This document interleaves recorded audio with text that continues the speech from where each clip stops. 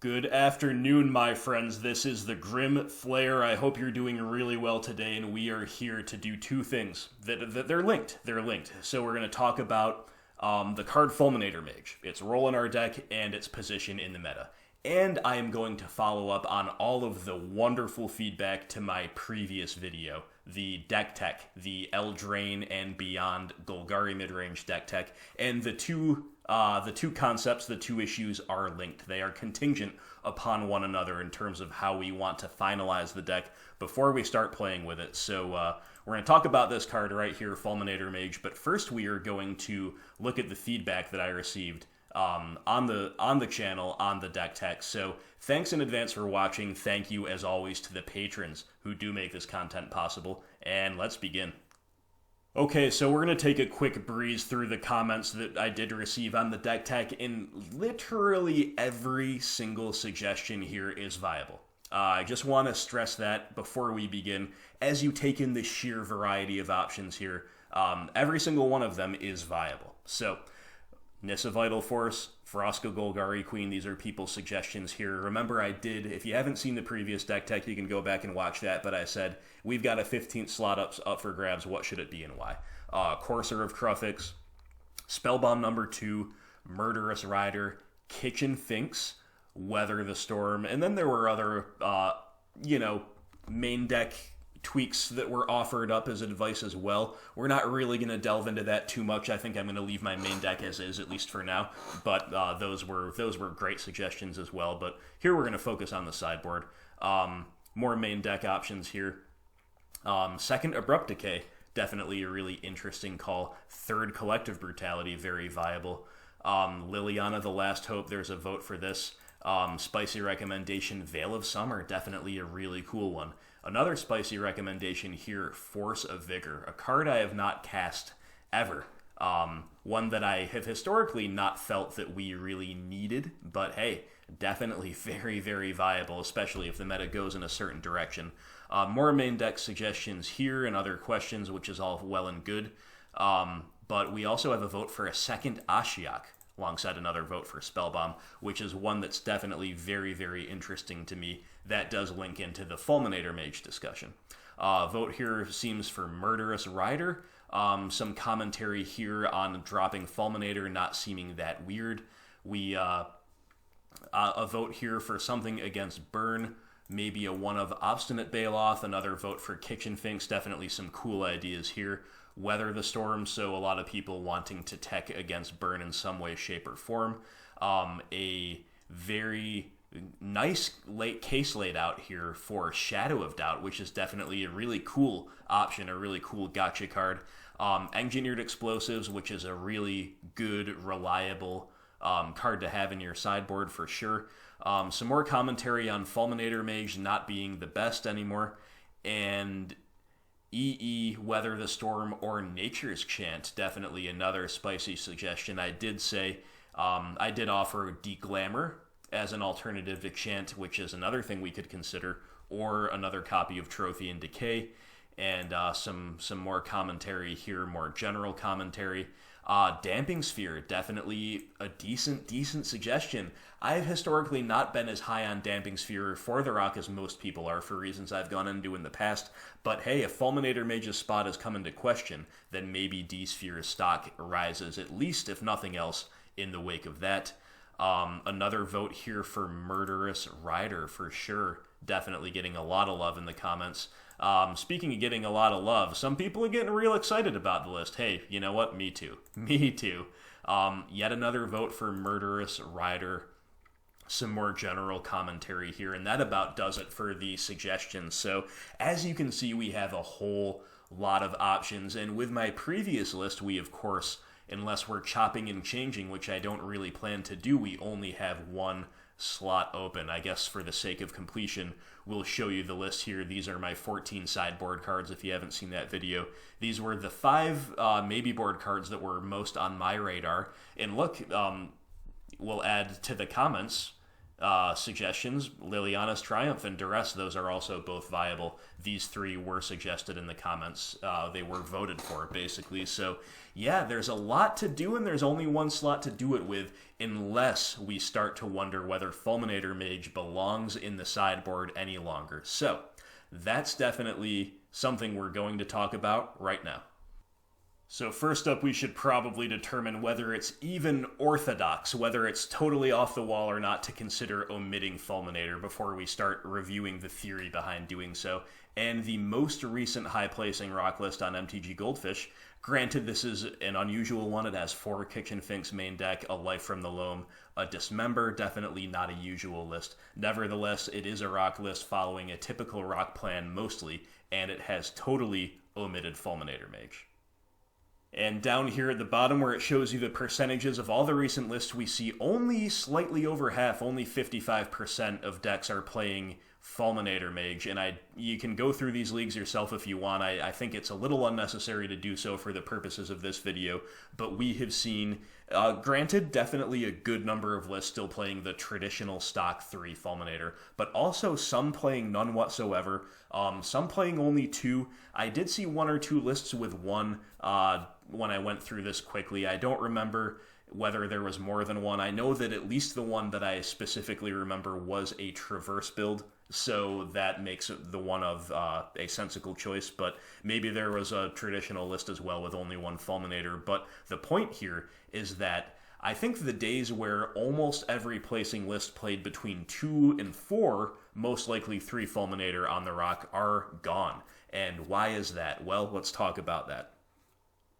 Okay, so on the subject of Fulminator Mage, it has long been considered one of our best cards in the big mana matchup. It also comes in, historically, against mid-range mirrors, against control decks, and against decks with very problematic man lands such as Infect and Affinity, and against Burn. So those are the 5 major archetypes that Fulminator shines in. There are other ones, but those are the major 5. And in the other ones, it's mostly a case of, against a random deck like Ad Nauseam, maybe you have too much removal main deck and too many otherwise bad or dead cards that you bring in Fulminator Mage, even though a Stone Rain effect isn't necessarily going to be the path forward against the Pentad Prism Lotus Bloom deck. It still might be better than other things you're doing, but that falls under the category of better than bad cards. So we don't want Fulminator Mage in there solely for that. And in fact, let's begin there. So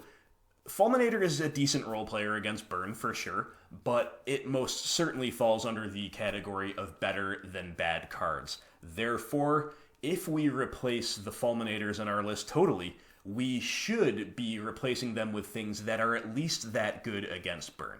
So, better than bad cards for sure. We don't want to be stuck leaving in Dark Confidants and Thoughtseizes, and ideally, of course, going to improve the Burn matchup more than a 3 of Fulminator Mage would. So that's one objective to keep in mind as we're revamping our list.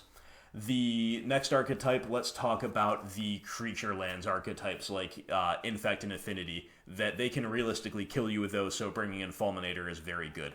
That is 100% true. There's just no arguing that. However, I would contend that with 3 copies of Field of Ruin, it might be such a thing as too much land destruction effects against those decks, and perhaps more importantly, the presence of Plague Engineer makes those Infect and Affinity matchups so much better. Of course, you can name Blinkmoth with Plague Man, and then they can't even animate the lands without first answering the Plague Engineer, and sometimes they will just be leaning on a different threat, and you can blow that threat out, Glistener Elf or Blighted Agent or whatever it might be, so well with Plague Engineer that those matchups are already good for us. Plague Man pushes them over the top. Therefore, Fulminator Mage, while a decent role player, I don't think is necessary at all to beat those decks, right? So that's Burn and that's Infect and Affinity kind of checked off the list. Now, what do we think about Fulminator and whether we can replace his utility against mid-range control and big mana? So, beginning with mid-range, as time goes on, as the meta has evolved, I have found myself less and less excited about bringing in Fulminator Mage against grindy mid-range mirrors. Number one, above all, because Renin 6 is actively a blowout against Fulminator. It makes Fulminator into a joke if the opponent is on a Renin 6. And Renin 6 is not just in Jund, it can be, even in the sideboard maybe, of any fair or fair-ish deck that happens to play red and green. And that's a big, big disincentive as far as bringing in Fulminator is concerned. The other thing is that mid-range decks have gotten more powerful, whether it be because of Renin 6 being very good against us, even if we're not on the Fulminator plan, or because of the inherent 2-for-1 of stuff like Stoneforge Mystic. Therefore, my philosophy that I used to be a very committed proponent of siding out all discard, no exceptions in mid-range mirrors, that's no longer true. We do these days want to leave in a smallish number of discard against most mid-range mirrors.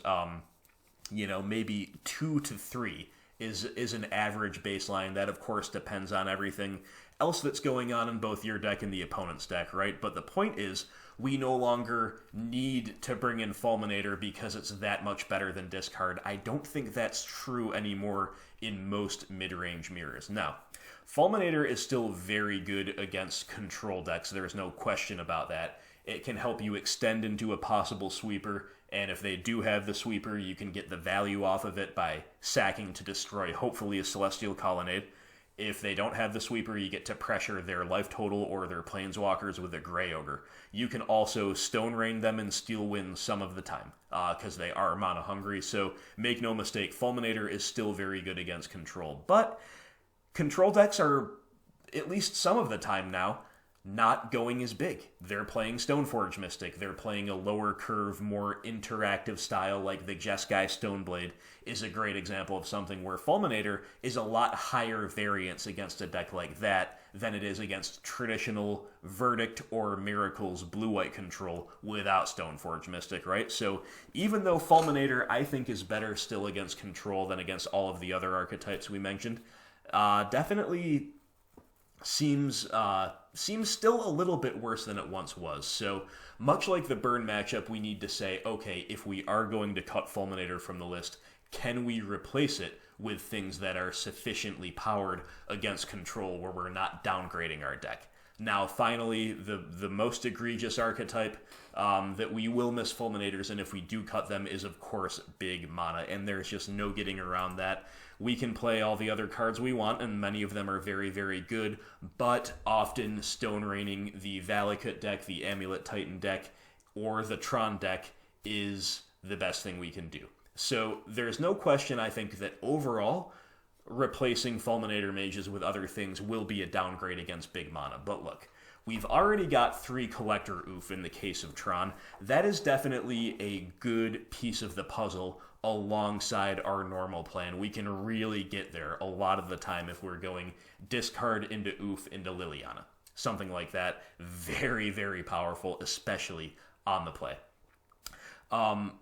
The big mana decks are arguably, the Titan Shifts, whether it be Amulet or Valakut, are arguably a lot harder pressed to defeat an Ashiok than they are to defeat a single Stone Rain. So, again, we're going to miss the Stone Rain effect if we cut Fulminators. I think the second Ashiok has pretty much got to come in, given how powerful big mana decks can be if we are moving away from Fulminators, but there is that. And finally, as I said in the previous deck tech, Fulminator has had a bit harder time just being a haymaker against these decks, simply because they all play Veil of Summer now, at least some of the time, and Veil of Summer is a massive blowout against Fulminator, whereas Ashiok is just a static hate piece, where we play it and we say, can you beat this card?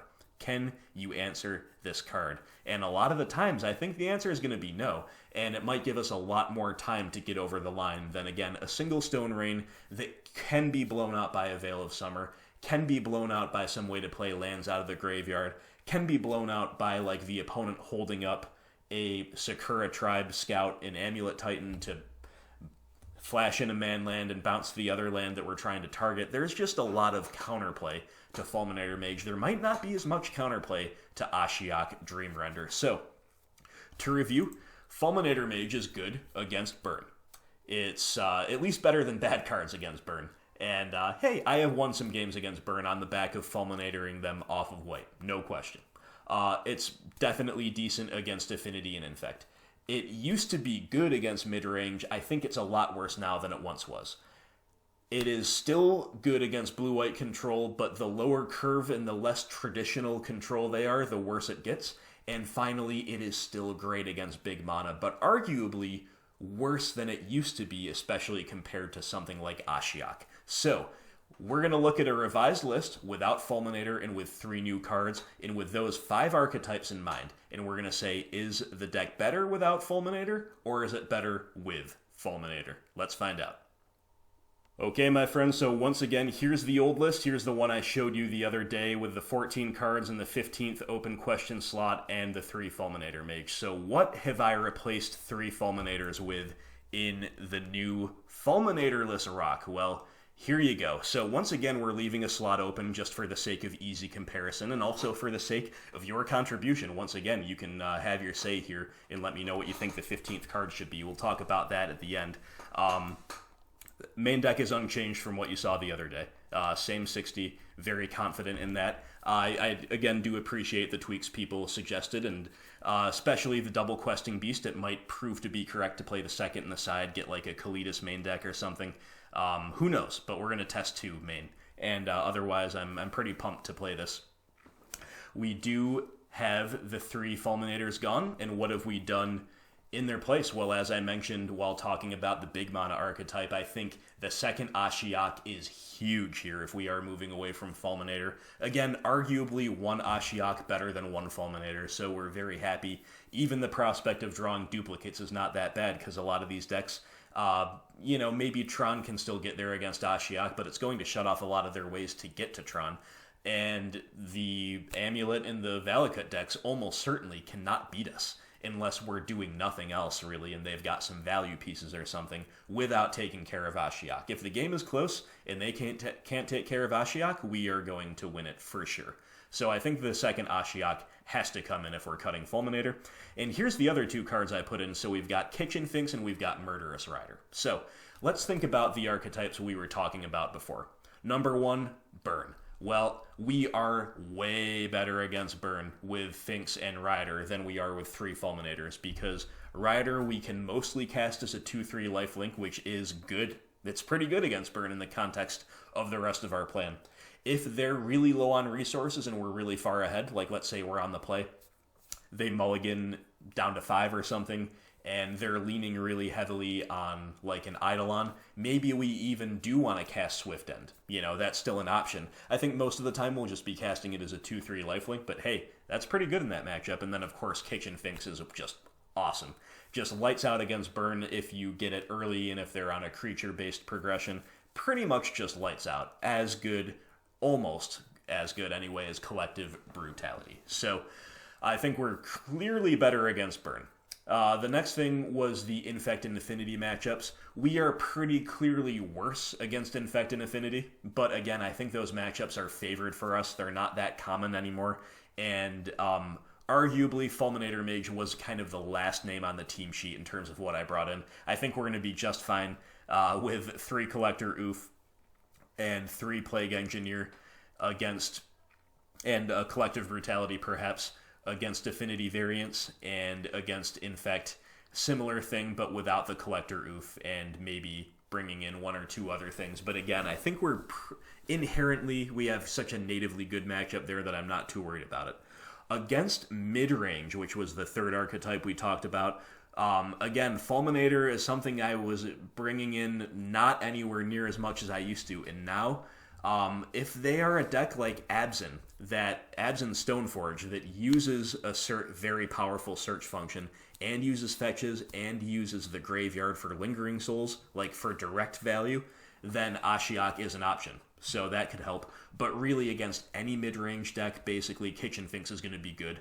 And against any mid-range deck, Murderous Rider is going to be very good. It's just an inherent 2-for-1 that trades with Planeswalkers at parity. This is the type of thing we really want to grind through the value. So I think we very clearly have improved against mid-range with this configuration.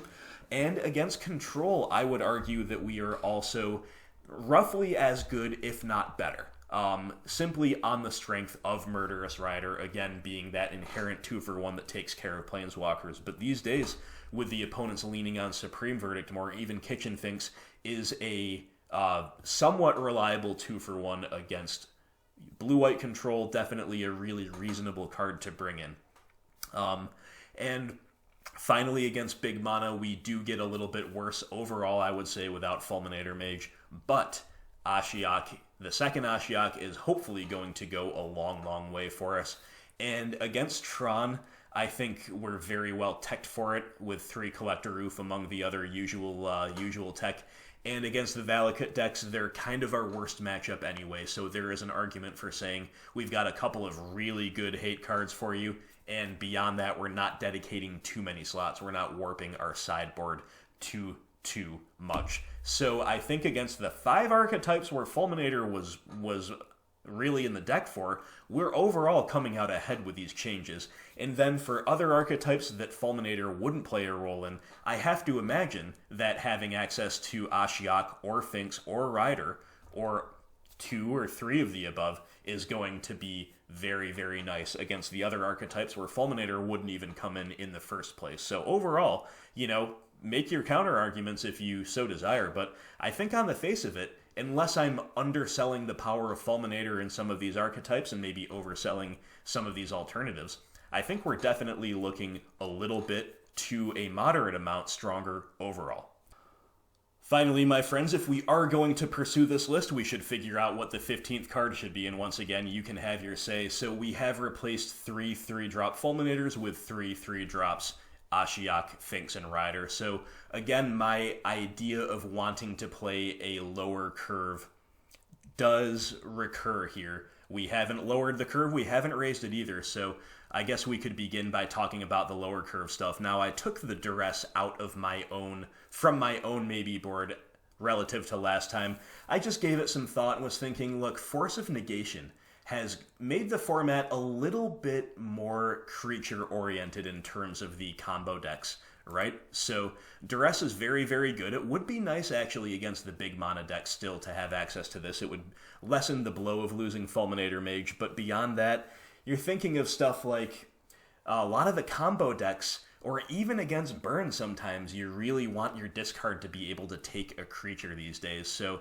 even though Duress is still viable and it is another low curve option, it's not so much on my radar as it was the previous time. But if you want to cast your vote for Duress, go ahead. But we do like the prospect of another Abrupt Decay. This could, of course, be Back to Nature, Nature's Chant, Deglamour, Assassin's Trophy. Could be a lot of these 2-mana catch-alls. Could be Golgari Charm. But Abrupt Decay is kind of probably the highest rated one for me overall, and the stand-in for the rest. Liliana's Triumph. Definitely continue to make the argument that it is a bit underrated by the community. It is very playable in this final slot.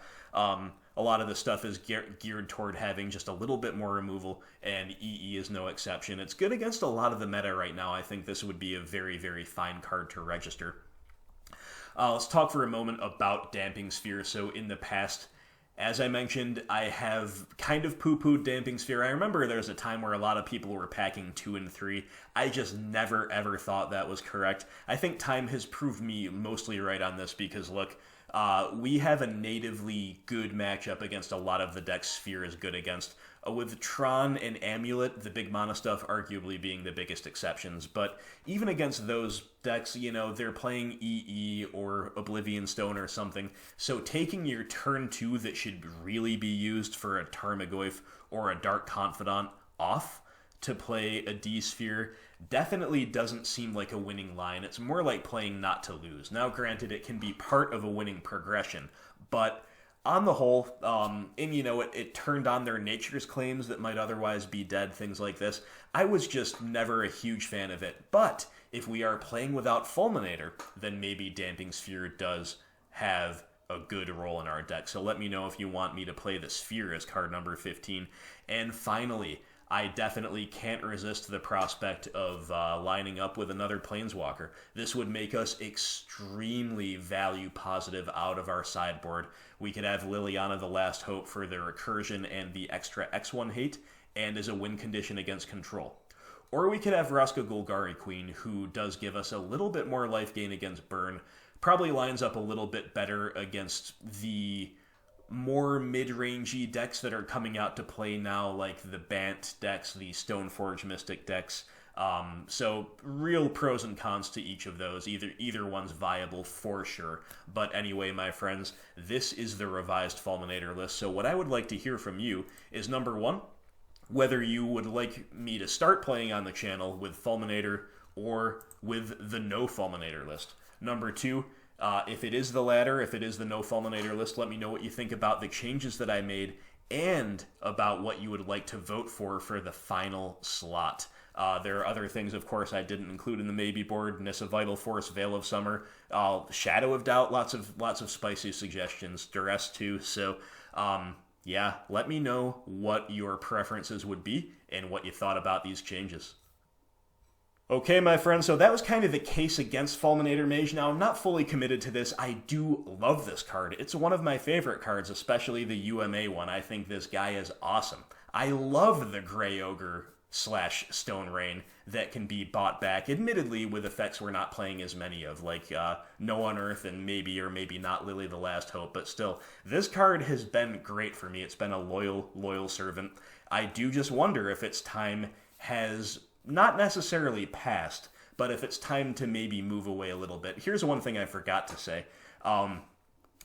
It seems like an extreme decision to either play 3 or 0, but look, they're good in multiples, right? So I don't know that I like hedging away, hedging just down to 2, or maybe even down to 1. I don't really like that. I think it should kind of be 3 or none. I've kind of always had that philosophy, and for the first time ever, I'm considering none. So, as always, my friends, thank you so much for watching. I am going away for the weekend for an unavoidable social event. It's going to be a good time. It's going to be a wedding. But the bad news is I cannot play a league for you with the new Rock Tech until early next week. I'm going to aim for Monday. So hopefully we'll have a league for you on Monday. But in the meantime, maybe this theory crafting can tide you over. And maybe we'll learn a little bit more about the opening few days of the meta to help us finalize the list. So thanks again for watching. I do know that so many people love this theory crafting content and the deck tech stuff. I hope this is no exception. Let me know what you think, and have a great weekend. I will talk to you soon.